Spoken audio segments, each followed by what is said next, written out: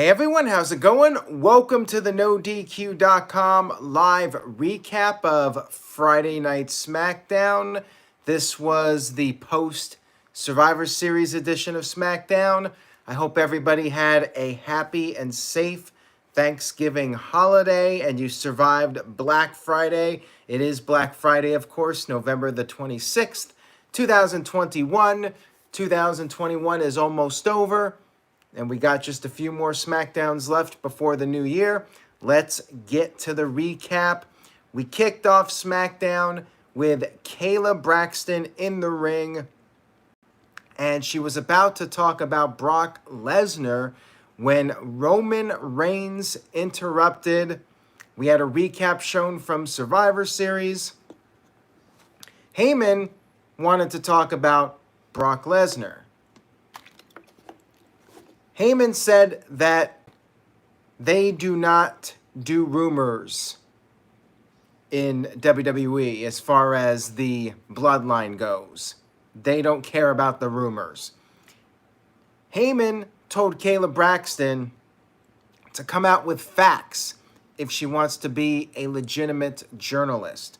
Kayla has been talking about Brock Lesnar possibly returning from his suspension, and Heyman said that she's been living her life through an Instagram filter, and in the real world, there's no filter for legitimate journalists. The crowd started chanting, "We want Brock," and then Reigns got on the mic and said that the rumors give losers false hope. And he said that everyone is a loser that he gets in the ring with. Brock Lesnar, as far as he's concerned, is the number one loser. He said he even flew around the world to smash Brock Lesnar's ass. He brought up the main event of the show, which was a Black Friday Battle Royal. You know, they just had a Battle Royal at Survivor Series, but what the hell? Let's do another one. And he said that it doesn't matter who wins it. At the end of the day, the whole world will acknowledge him. So yeah, main event for the show, another Battle Royal. To be totally blunt with you guys, I did not care about this. Like, it's a filler program. December is kind of just a filler month. WWE Day 1, probably a filler pay-per-view. You know things are not really going to pick up until the Royal Rumble pay-per-view. And yeah, just kind of felt like a flat opening in my opinion. Psycho Jet Black with a $2 super chat says, "Is Roman Reigns more over than Bret Hart?" Well, it depends on what your criteria is as far as what over means. If over means making more money, probably Roman Reigns. But if over means better technical wrestler, you would probably go with Bret Hart. But moving on here, back to SmackDown, we had our first match of the evening. Drew McIntyre and Jeff Hardy in North Carolina, teaming up against Happy Corbin and Madcap Moss. The good guys were beating up Moss for a while, but then Corbin provided a distraction, helping Moss get the upper hand. Eventually, Hardy got the hot tag to McIntyre, and McIntyre ended up pinning Moss after hitting a Glasgow kiss, followed by the Claymore. But before he got the win, he tagged in Jeff Hardy, and it was actually Jeff Hardy that hit the Swanton, and Jeff Hardy was the one that got the pinfall, but McIntyre basically set it up so Jeff could get the win. Match was fine, you know, nothing special, just something for Jeff Hardy in his home state of North Carolina, whatever. Backstage, Paul Heyman approached Kayla Braxton and asked if there's any confirmation about Brock Lesnar's suspension being lifted. He said that Lesnar is hiding behind his suspension and he fears Roman Reigns, yada, yada, yada. And I guess Heyman is firmly with Roman Reigns, but why couldn't they just do the angle at Crown Jewel where Heyman turned against Lesnar? And then Heyman said he heard that Kayla Braxton might be gone if she doesn't get a confirmation. But then again, maybe that is a rumor. Psycho Jet Black sent in a $2 super chat. Says, is Madcap Moss more over than Fit Finlay? No, not by a long shot. Fit Finlay was a badass, and in a way, he was more over than pretty much anybody as far as a tough guy goes. So yeah, Fit Finlay over Madcap Moss any day of the week. And I'm not even sure that was a serious question. We had Ridge Holland in his first match on SmackDown, ladies and gentlemen, against Cesaro. Sheamus was there on commentary, and Sheamus distracted his former partner Cesaro, giving Ridge Holland the upper hand.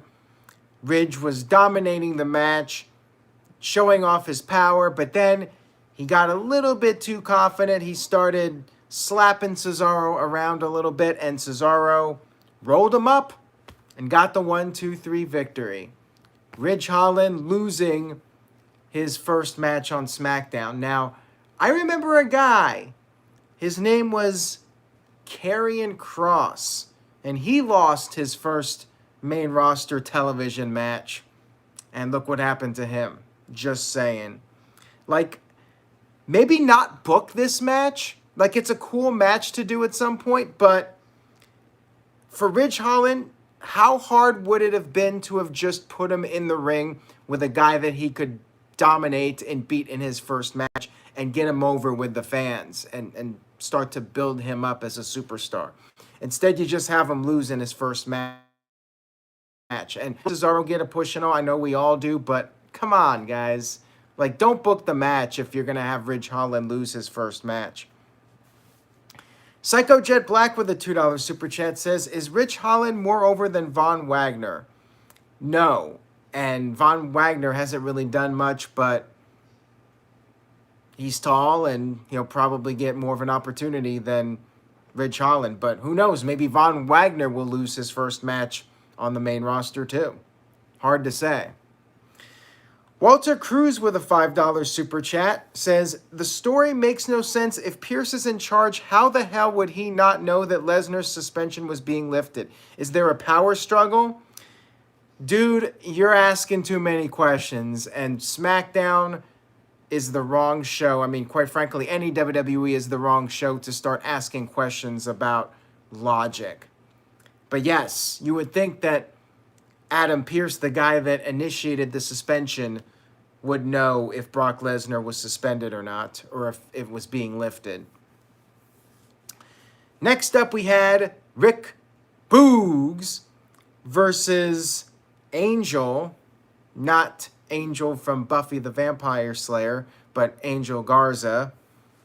And this was a Thanksgiving leftovers match where they had various Thanksgiving leftovers laid out on a table, and well, not much to this match. You would think that there would have been a lot more going through tables and craziness, but I mean, there really wasn't. The only thing that happened was Humberto jacked Boogs' guitar and started playing it while standing on a table, and Nakamura tripped him. Humberto went through the table. However, the problem with this is that my man, Rick Boogs, stupid babyface, got distracted. Angel came in, hit a super kick, and won with the wing clipper.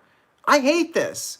I love Rick Boogs, and they're making him to be the stupid babyface. I mean, come on now.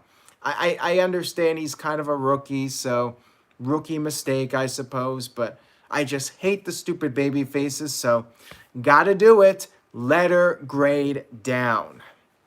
Psycho Jet Black with a $2 super chat says, is Madcap Moss more over than Coco Beware? No, because Coco Beware is in the Hall of Fame, and Coco Beware had a cool bird.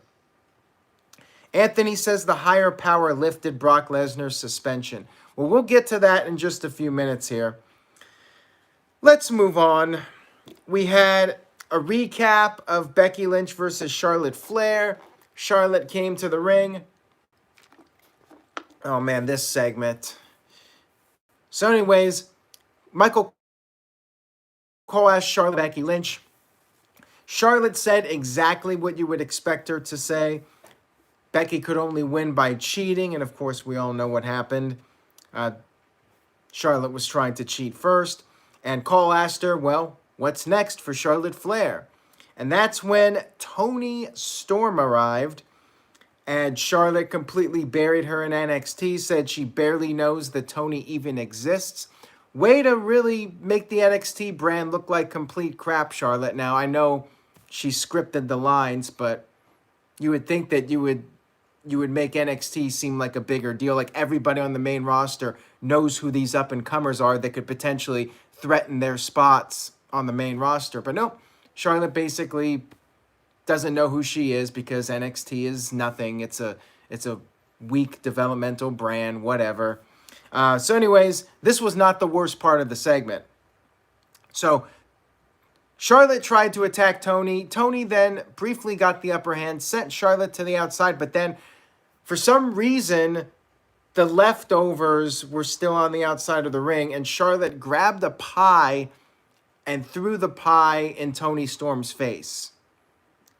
And this was even worse because Charlotte is making Toni look like a fool. And then, on top of that, Charlotte grabbed a second pie and once again hit Toni in the face with a pie.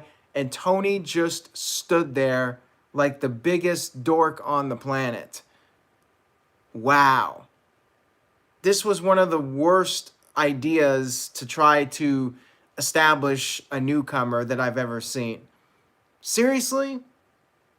Normally in these types of scenarios, it's the heel that gets embarrassed, gets a pie thrown in the face, and everybody cheers.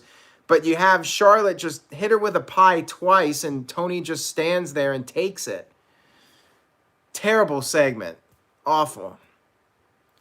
Psycho Jet Black says, is Toni Storm more over than Liv Morgan? No, because I don't think they've even done Liv Morgan this dirty where they had her look like a complete idiot. I mean, they've done some pretty bad segments with Liv Morgan, but this was next level. Steve-O says, yeah, the segment sucked, and MVP Kev says that was stupid. Anthony says dumb. I agree, man. I agree. And then backstage, Kayla Braxton was asking Adam Pearce about Brock Lesnar. And again, as we were trying to talk about a little bit earlier, Pearce said that he has not heard of any changes, but stranger things have happened. So Pearce doesn't know, even though he's the guy that initiated the suspension. And he said he would be shocked if the suspension was lifted. So clearly somebody's working above Adam Pearce, and we'll get to that in a few minutes here. I mean, you guys kind of know where this is all going anyways, even if you didn't watch the show. Johnny Boy with a $5 super chat says, have you seen the Beatles documentary yet? It's been amazing thus far. I have not, Johnny Boy. Thank you for the super chat. It's off topic, but it's Beatles, so I'll let it slide. I haven't seen it yet, but it's definitely on my list of things to watch in the near future. I definitely want to see it as soon as possible. And Psycho Jet Black with a $2 super chat says, is Adam Pearce more over than Jonathan Coachman? I mean, at one point I would say yes, but if the writing of the shows continues to be terrible, then I may change my opinion down the line. Caleb, I know it's on Disney Plus. Caitlin actually has Disney Plus. I do not watch Disney stuff, so I'll have to get her password in order to watch it. Anyways, here, moving on. We had Sasha Banks backstage with Sonya Deville, and a tag team match was set up. Sasha and Naomi against Shayna Baszler and Natalya.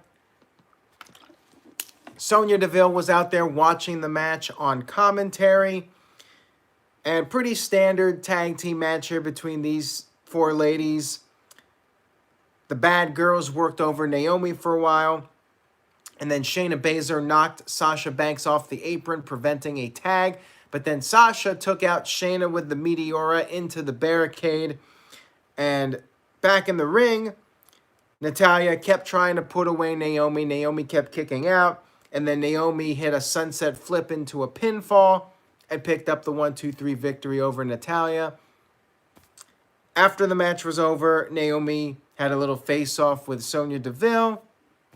I mean, just standard stuff. Didn't really do much as far as storyline progression goes. Kind of just felt like time filler. I'm really over this Sonya Deville Naomi storyline. Like, it never made sense to me why Sonya Deville had a vendetta with her in the first place. And I just want to see Naomi with the bloodline already.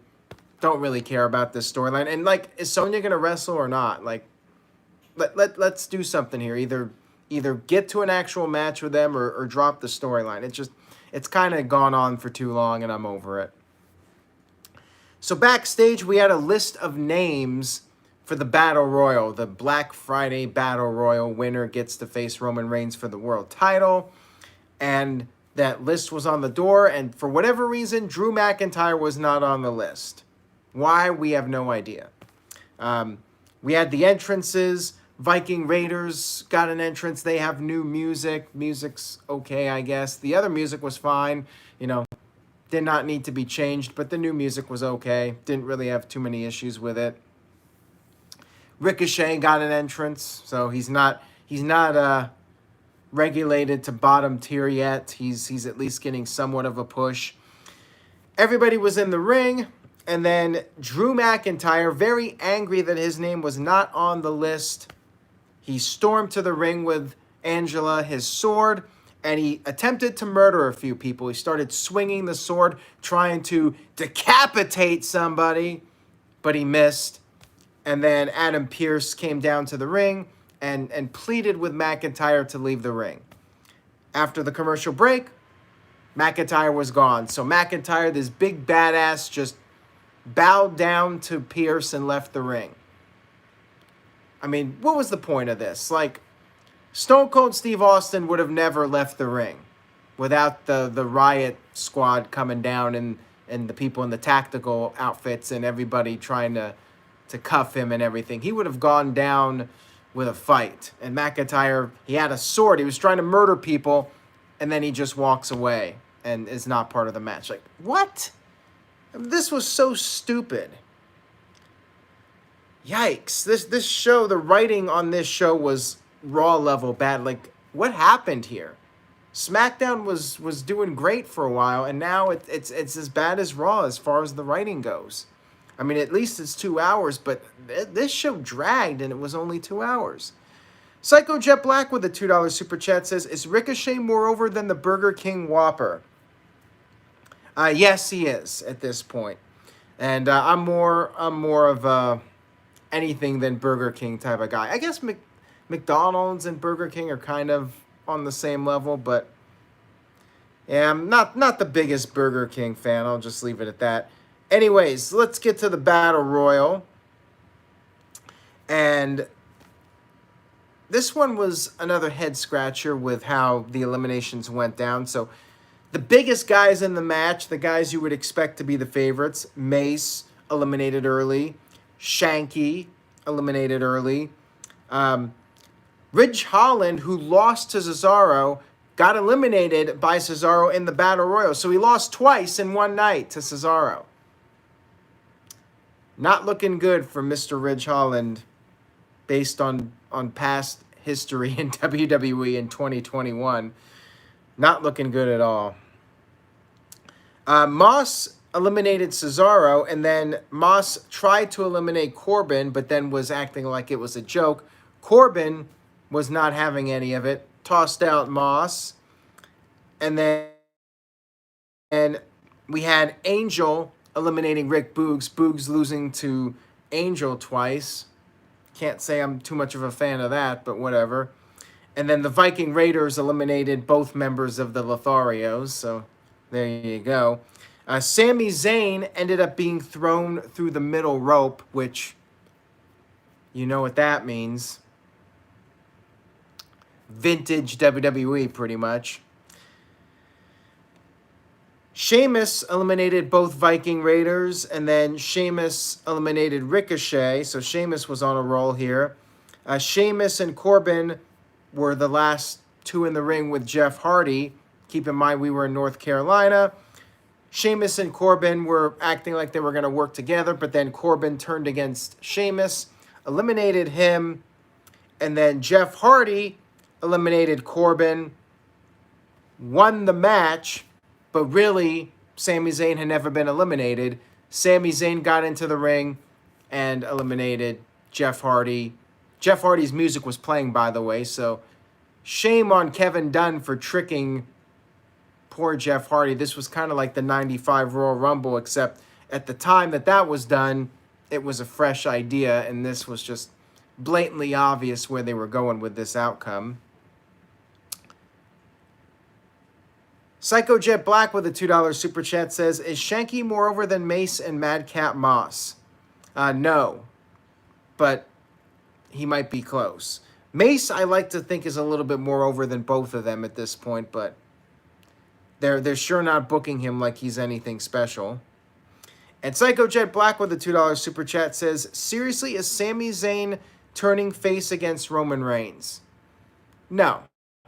The whole thing's a joke. The whole Battle Royal was a joke, and Sami Zayn was interviewed by Kayla Braxton after the match, but then she got word in her earpiece, not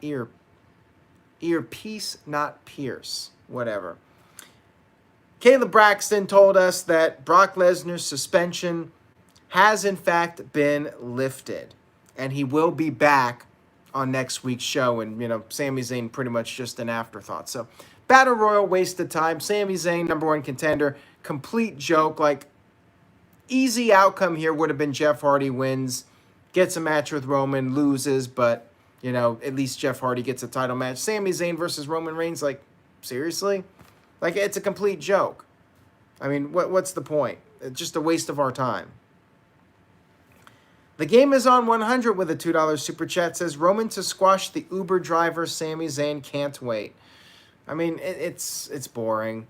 This show was a real dud in my opinion. Like, I thought it was a total throwaway show. It's Brock Lesnar coming back, but like, where are they going with this? Is Brock going to be a day one? It feels like it's too soon for Brock to be returning.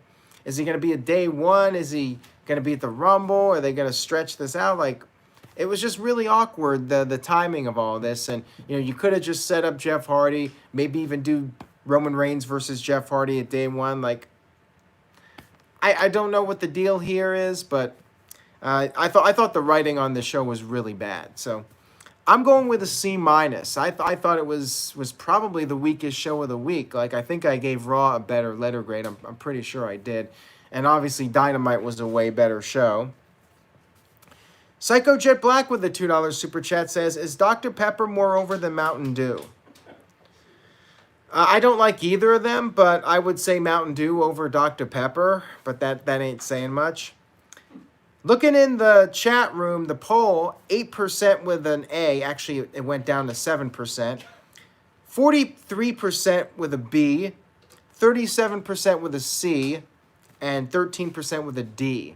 And I think you guys are being a little bit generous to SmackDown. This was not a good SmackDown, in my opinion. It was pretty lackluster. MVP Kev says weakest SmackDown so far. Looking at some of the letter grades, Walter Cruz, C-. David with an A. Game is on 100 with a C-. Mohammed with a B-. I believe I read your super chat, Walter, if you only sent one. I did get to at least one. Steve-O says the Battle Royal was stupid. And Anthony gives it a C-. Mark Del Rio gives it an A. Steve-O says bad SmackDown, bad. Yeah. After Dynamite, like, this was like torture, man. And that's a shame, too, because SmackDown was doing really good. I hate to say this, I'm starting to get bored with the Roman Reigns character. Like, they gotta do something interesting with him. You really got nobody on the horizon to face him other than Brock Lesnar. And, Are they going to do that at the Rumble? Like, if they're stretching this to WrestleMania, it's really, really odd that they would bring back Brock this soon. I mean, do they have The Rock? I mean, they need The Rock. I don't know if The Rock's going to be there or not. It feels like he's not going to be there, but they really need The Rock for WrestleMania, in my opinion. Roman needs to either lose the title to an up-and-comer, which they haven't really built anybody up for him. I don't see him losing to The Rock, and I don't think he should be losing to Brock Lesnar. It's really strange with Roman Reigns. They got to have something here to freshen things up a little bit. It's starting to get stale. And I think there was another... Psycho Jet Black sent in another $2 super chat. Psycho Jet Black, going to put my kids through college at this point. Says, seriously, Roman Reigns needs a credible rival like Cena and Randy Orton. Yes, thank you for that. I agree 100%. He doesn't have that guy. He doesn't have that rival with a classic series of matches. He doesn't have that guy. Anthony says Drew McIntyre. Well, they're doing this goofy shit with McIntyre and the sword, trying to decapitate people, and then he just walks out of the ring and leaves the Battle Royal, doesn't even participate. So what was the point of trying to murder people if you're not going to just stick it out and stay in the match until security arrives or something? Like, I don't know, man. Maybe Drew McIntyre is the guy, but I feel like that time has come and gone. They gotta start building up somebody new to feud with Roman Reigns, and I just don't see anybody on the horizon that can fit that role. I mean, at this point, McIntyre might be the best they got. Mr. Tito says Roman already owned Drew at a WrestleMania. Well, that was years ago. And they did have the Survivor Series match last year, which Drew was on the verge of winning, but he got screwed. Steve-O says Drew McIntyre is Berserker 2021. I think he's a little bit better than that, but yeah, the whole sword thing, I definitely see the comparisons. So that's it for my thoughts on SmackDown. I say you could probably skip the show. Next week, Brock Lesnar's back, so it might be worth tuning in for that. But otherwise, there's just not much going on to really be invested in the shows. You can watch the YouTube clips, and December's usually a slow period for WWE, but we'll see if they shock everybody and do something big. Time will tell. Take care, everybody. Enjoy your weekend, and I will see you all next time.